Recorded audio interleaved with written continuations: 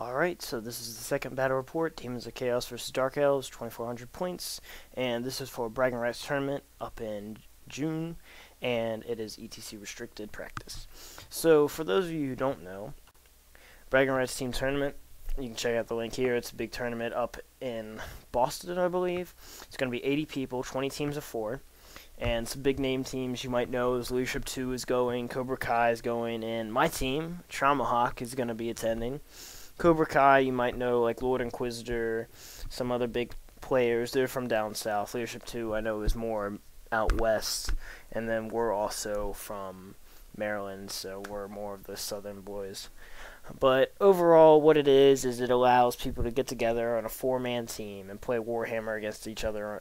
And it brings a new style to the game where you worry more about how my team will perform more than your individuality. So bringing these off-scale lists and bringing something that you may not usually bring to an all-comers list is a lot more common, and it makes for a completely different, exciting game. So for this game, got the Demons of Chaos versus the Dark Elves. So this is the overview of the board. We got a impassable in the left, we got an impassable in the middle, we got a hill both sides, and we got a forest on both sides. So this is what it looks like. So for deployment, so I finally got my skull cannon out, even though it's missing a bloodletter. I've got my skull cannon there on the hill. I've got my 25 plague bearer block with the herald with the poison. I've got 2 beasts of Nurgle.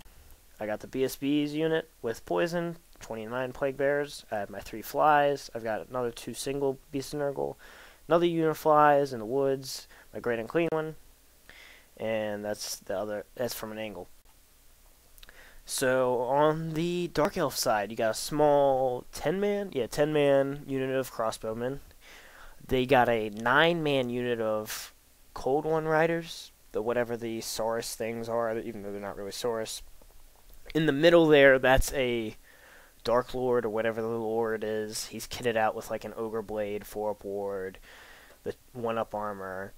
Basically, he's there to support this really hard-hitting Cold One Cav bus.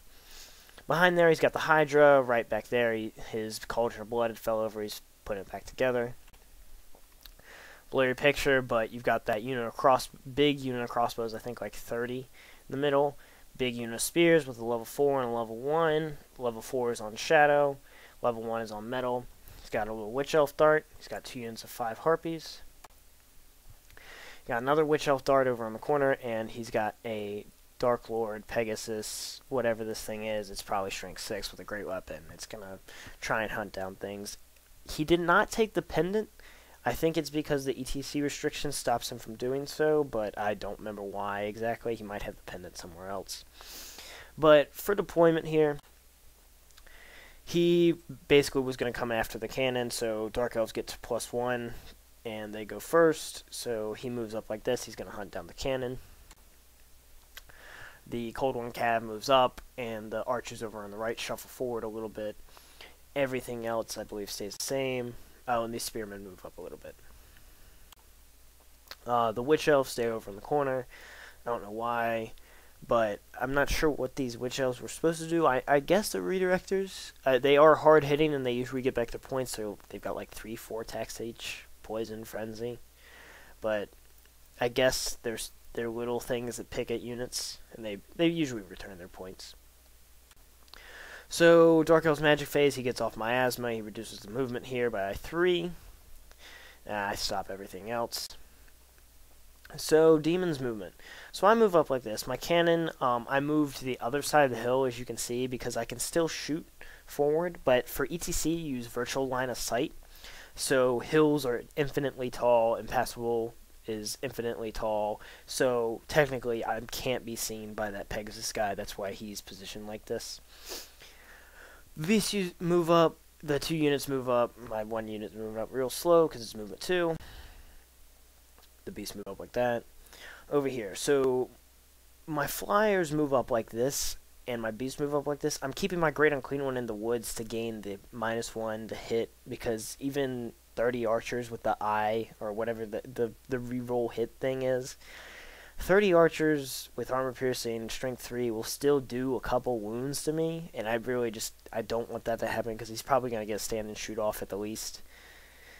And I don't want him to go in 2 wounds down, especially if he wants to fight this Cold One Cav bust that's going to come into him. Because I'm not scared at full wounds, but down 2, I'm a little scared. So I move like this. The Beast of Nurgle's in the woods, so if he charges the Beast of Nurgle, he probably get held up. I'll get to double charge him. If he charges the flies, he's going to have a really long charge. I think he needs like a 10 for that. It looks a little bit shorter than it really is. And then if he charges the flies on the right, I'm going to be in the woods. I'm going to be stubborn because I'm a skirmisher, and I'll be leadership 9, so I'm okay with that. Magic goes off. I roll the Flaming Template of Nurgle. It doesn't hit anything of mine, but it does hit these archers over here and kills 6 of them, so that's nice. And it hits this unit over here. It kills like 5. So, but during Magic phase, I get a couple things off, but I think when I cast Plague Wind, it rolled up short. So, nothing happens through Magic. Shooting phase, I pop off 2 Dark Riders, or Cold One Knights, or whatever these things are, through the cannon. And Dark Elf's turn, they come into the flies here. So, I'm really happy about this. I've got 9 wounds with a 5-up ward. He is strength 6 coming in. He threw +1 attack when he came in also, so he's got 3, 6... about 15 attacks at strength 6, and he's got the Dark Lord, which is another 5 at strength 7. He is hitting on 4s with rerolls, so I'm expecting to lose at least 1 or 2 guys. The units over here move up a little bit. The Harpies move up to start blocking things. Chimera hides behind the hill from my cannon. The Dark Lord over here moves up to try and hunt down my cannon, so this time he's actually a little bit farther than he really is, but my thinking here is my chariot gets the free pivot when it moves because there's a single model. So I'm basically going to play Ring Around the Rosie with this Dark Lord or whatever he is on the Pegasus, and it's really hard for him to charge me as long as I have this hill here, because remember the hill blocks line of sight, so he has to put himself on the hill to be able to see me. And even if he does that, I still have a 7-inch move, and because of the free pivot, I get like an extra 2 inches. So all I have to do is get past his arc, and I'll be good. Over here, Magic phase goes off for Dark Elves. You get off a full strength Withering on these flies. They're probably going to die. And he cast Miasma movement again over here, so these guys are going real slow. Shooting phase, those archers open up on them. They kill 2, and they use the eye for this, so that's nice. So the eye is gone, but they kill 2, and they take a wound on this guy. So this unit is pretty much going to be a redirector from now on, or cover for the Great Unclean One. In combat, he kills 2 of the flies. He puts a wound on a guy, but I'm stubborn. I think I kill a guy back. But again, I'm stubborn in the woods, so I stick, because I'm leadership 9, which is real nice. So Demons, turn 2. I charge in the flank with the Beast of Nurgle here. I hope to just get some res, maybe break him, but I really don't expect to. Maybe just do a wound or 2. Over here, I move up like this. Both those units charge in. My fly moves up like this to protect the Great Unclean One. He'll give me hard cover. He's still got the Withering on him, so he'll die if they shoot at him, but I'm okay to give up those points if necessary to save the Great Unclean One from taking some unnecessary wounds. So over here, the units keep moving up as such. I've kind of cornered myself here, which is just my bad, because the movement 2 has been killing me all game. This unit's slow, and it's not really going to get anywhere. And remember, he doesn't have anything on the left except for that single Witch Elf dart, which is just sitting in the woods. And my cannon does like it does, and it gets out of his charge arc, and I can still shoot, and he found that's very annoying, but I think it's impossible to get a charge on the cannon unless you give me a charge as well with the hill here like this. So this is frustrating because this is the virtual line of sight, so normally I wouldn't be able to do this, but this is the rules, so I'm going to abuse them as much as possible. So Magic doesn't do anything again. I think I flopped my first spell, whatever. But this is a bad picture. But the 2 Gore Beasts killed the small unit of Witch Elves. They put a couple wounds on the Gore Beast, unfortunately. Gore Beast on the right kills the champion and sticks. Really bad picture, but my Gore Beast actually takes 3 wounds over here. My Beast of Nurgle. But everything sticks again because I'm still Leadership 9, and I don't do any wounds to him, unfortunately. And the Beast of Nurgle is in the challenge with the Dreadlord. He just didn't move him over. Over here, this was a nice little saving grace. So, Dark Elves turn 3. The Witch Elves fail their Frenzy and make a 10-inch charge, I believe, or a 9-inch charge against the Plague Bearer's flank. And these are going to die. It's just going to give me a free reform. And actually, you can't see this, but he moves his harpies like this to block my stuff. It backs up a little bit. He shoots. I forgot to take a picture of what I was talking about earlier. The Pegasus Knight moves behind my 2 units to get a charge on my cannon. So I told him, you're not going to be able to block me off unless you give me a charge. So he gave me a charge, so he's in the front, but he's right behind my 2 blocks. So he realized this after, and I did too, but my combat unit is going to beat the Witch Elves. I'm not going to chase them. I'm going to get a free reform from the combat, and I'm going to be facing the flank of this Pegasus Knight with my big block, and I'm only like 5 inches away. But I missed that picture. So here, the archers clean up the last Plague Fly. He's toughness 3 still, it's whatever. And he casts Miasma on my Great Unclean One. He fails to cast Piss Shades because I stopped that. But I'm okay with -2 movement. So during combat for Dark Elves, he finished off the Beast of Nurgle, and he still can't kill the fly because I'm stubborn. I kill another Dark Rider, so he's down to 4, and the Dark Lord or whatever, the Dreadlord or whatever, he doesn't get a Lookout Star anymore because they're not 5 rank and file models. So I'm okay if the fly dies now because the cannon can pop shot the Dark Lord off. And combat up here, the Beast of Nurgle whiffs in combat because he puts his 4-up ward elf into the combat with him, and he saves all the wounds. So I actually melt through combat res. However, this was on his turn, and because he popped off my fly, my Great Uncleano now has a clear charge arc at this big unit, and he's gonna squash him.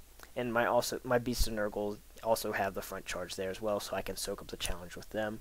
So that was really bad. I do the combat reform here. I chase down the Pegasus Lord. I hit him in the flank. He kills a guy, and I run him down. Over here, the combat, he finally kills the fly. He gets the reform. However, I decided not to do that. I put the Great Unclean One into the Dark Elves, and I put the 2 Beast of Nurgle into the Harpies because I'm thinking, okay, the Beast of Nurgle can go hold up the Hydra, which is really the only threat to me right now, and they can also block off the spear, the crossbowmen from charging the Great Unclean One in the flank. Because if he's still got 2 wizards in there, he's gonna feed me the level 1 this turn. But the second turn, his level 4 does have a 4-up ward, and if I fail to kill her, I'm going to lose through res, because he's 4 combat res, and if he charges in the flank, he's going to be +2 more. And I just don't want to take that chance. My BSB is not nearby, because it's been slowly trudging up the field the entire game. And Dark Elf last turn, the Dark Riders move up like this. What he's going to do is he's going to charge the rear of my Beast of Nurgle. My 2 Beast of Nurgle run through the Harpies and move here. And we actually ran out of time to take pictures. My camera died. So basically what happens for the rest of the game, I do pop off the Dreadlord with the cannon. He fails his ward save, and I do 6 wounds to him. It was a nice lucky shot, but also during my next magic phase, I miscast Plague Wind, the toughness test, no armor, and I send it across his big spear unit, which kills, I think, 2/3 of it, and I send it across the crossbowman unit, which kills another half. So he's got pretty much the Hydra and the Cauldron of Blood left. He's got 4 Cold One Knights, and I still have both my full blocks at full strength. My Great Unclean One hasn't been wounded yet, and the double Beast of Nurgle has got like 2 wounds on it, and it's going to hold up the Hydra. So we just called it right there. We had to clean up anyways. So the Demons win 20-0. He got both the units of flies, and he got 2 beasts of Nurgle, but that wasn't enough. I pretty much tabled him.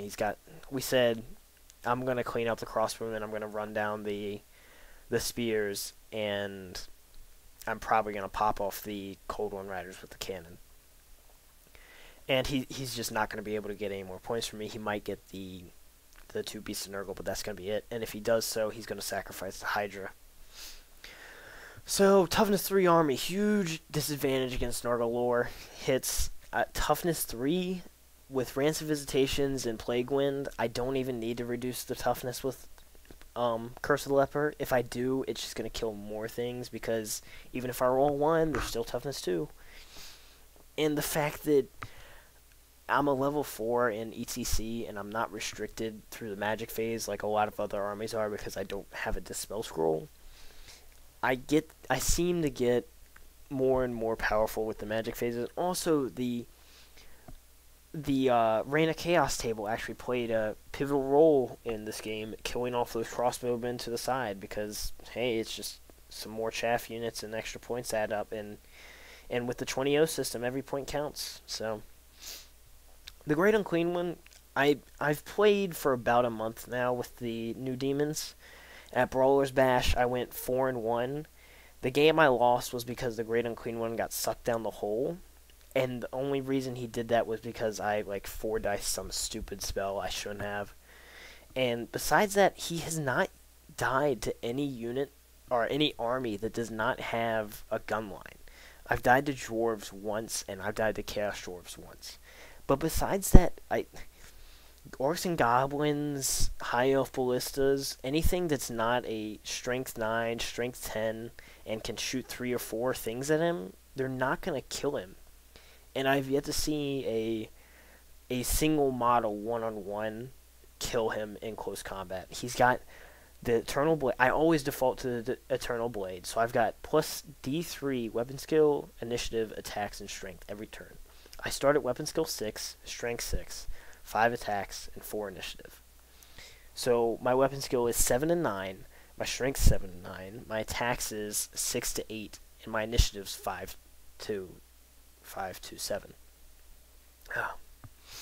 Also, I take a 25-point lesser gift, and if I don't roll Always Strikes First, I can also default to the Always Strikes First blade.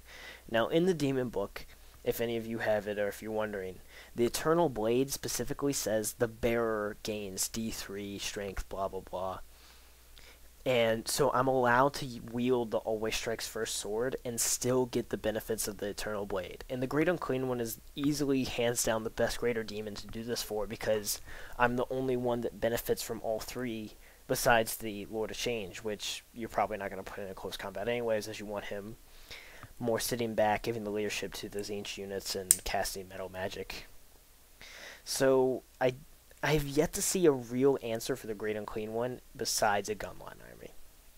And Daemons are still regarded random for tournament play for ETC. I'm one of the weakest armies because of the randomness, but we'll have to see about how that does, because I don't know. I took first place in the Brawler's Bash for hard score, and even though that was only through bump up, I really ranked 3rd, because the first place for hard score and the second place for hard score won 2nd and 3rd overall.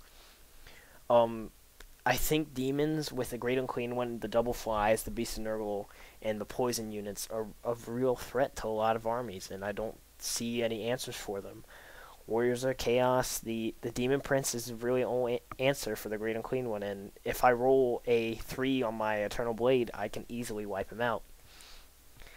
So I don't know how I would play against my list, but we'll have to see if anybody can make an answer, and that's it. I hope you enjoyed the battle report.